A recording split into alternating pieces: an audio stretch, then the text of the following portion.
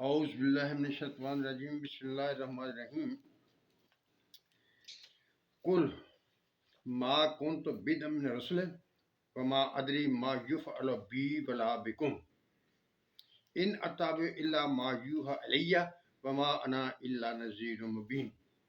معزز ناظرین سامعین، یہ میں نے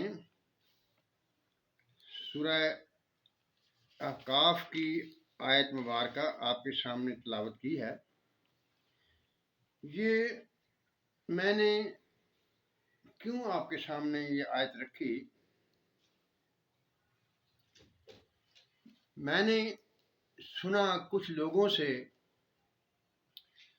جو یہ کہتے تھے کہ حضور صلی اللہ علیہ وسلم کو بھی اپنے بارے میں علم نہیں کہ ان کے ساتھ کیا کیا جائے گا۔ جیسا کہ اس آیت مبارکہ کا ترجمہ یہ ہے، وہ میں پہلے آپ کے سامنے رکھ دوں۔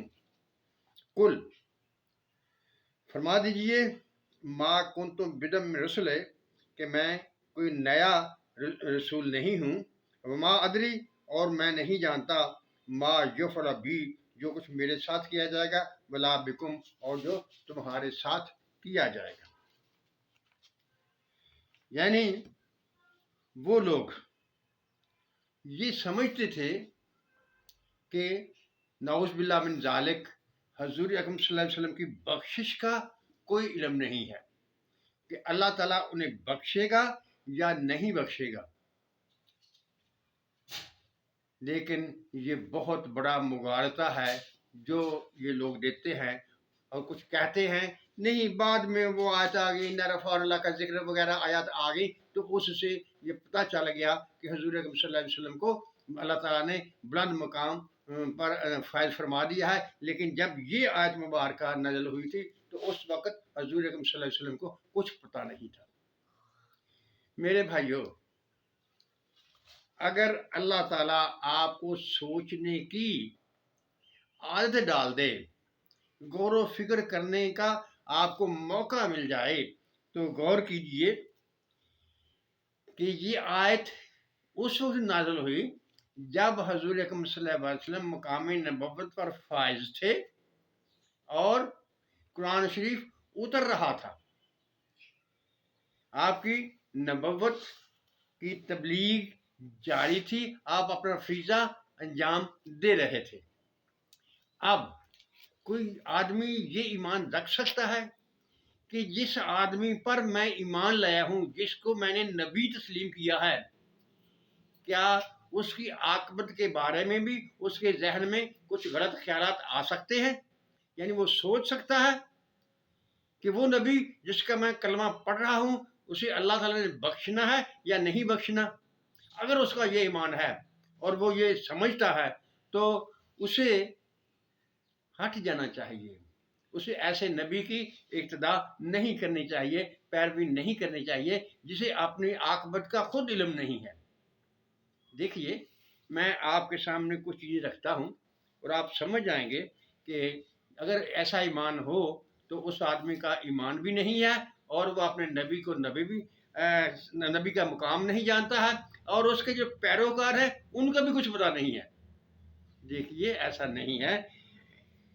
آیت مبارکہ میں اللہ تعالیٰ نے فرمایا ہے، آپ اعلان کر دیجئے، ما کنت بدعا من الرسل، میں کوئی انوکھا رسول نہیں ہوں، وما ادری ما یفعل بی ولا بکم، اور میں یہ بھی نہیں جانتا کہ میرے ساتھ کیا کیا جائے گا اور آپ کے ساتھ کیا کیا جائے گا۔ جب اللہ تعالیٰ نے آپ کو مقام میں نبوت پر فیض کر دیا، قرآن مجید آپ کا نزول آپ پر شروع ہو گیا، تو یہ بات تو واضح ہو گئی کہ حضور صلی اللہ علیہ وسلم ہدایت پر ہے اور آپ کی بخشش یقینی ہے، اور آپ کو مقام محمود پر ہی فیض کیا جائے گا۔ ایک حصہ تو کٹ گیا، یعنی میدان حشر میں ناکامی والا حصہ جو تھا وہ تو ختم ہو گیا، باقی رہ گیا کامیابی والا۔ وہ اللہ تعالیٰ بہتر جانتا ہے، اور اس کا مطلب بھی یہی ہے کہ اللہ تعالیٰ نے آپ کے لیے کون کون سے انعامات مقرر کر رکھے ہیں، کون کون سے نعمتیں اللہ تعالیٰ نے آپ کو لینی ہیں۔ یہ حضور اکرم کا اس آیت مبارکہ کا مقصد ہے کہ وہ میں نہیں جانتا، وہ اللہ جانے اور اس کا کام جانے، وہ کون کون سے مقامات، کون کون سے انعامات مجھے دے گا۔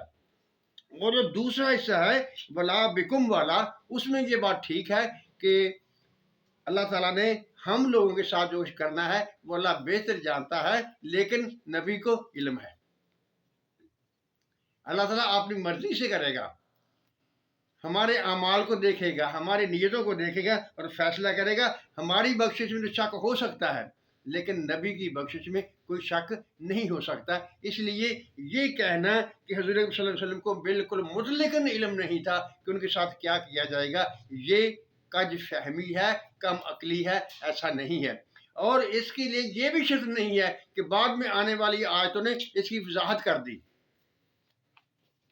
یہ چیز ایسے نہیں ہے۔ اس کا مطلب صرف یہی ہے کہ اللہ تعالیٰ نے آپ کو حضور صلی اللہ علیہ وسلم میں کون کون سے انعامات ودیت کرنے ہیں، یہ اللہ تعالیٰ ہی بہتر جانتا ہے۔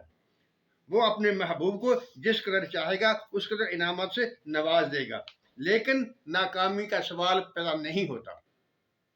اگر ناکامی کا سوال ہو تو پھر نبی نہیں رہتا۔ میرا خیال ہے، میں نے جہاں تک تحقیق کی ہے، جتنے بھی آج تک انبیاء کرام 1,25,000 یا جو کچھ بھی بیان کیا جاتا ہے، ان میں سے کسی نبی کو بھی مقام نبوت پر فائز ہونے کے بعد ناکامی کا سامنا نہیں کرنا پڑا۔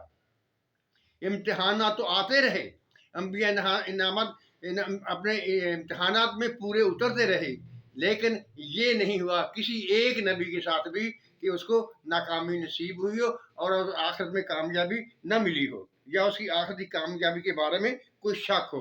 یہ نہیں ہو سکتا۔ آیت مبارکہ کا دوسرا حصہ جو ہے وہ بھی اس کی وضاحت کر رہا ہے۔ وہ کیا ہے؟ ان اتبع الا ما یوحی علیہ، میں تو صرف اس چیز کی ابتدا کرتا ہوں جو مجھ پر وحی کی جاتی ہے، وما انا الا نذیر مبین، اور میں تو صرف تمہیں ڈر سنانے والا ہوں۔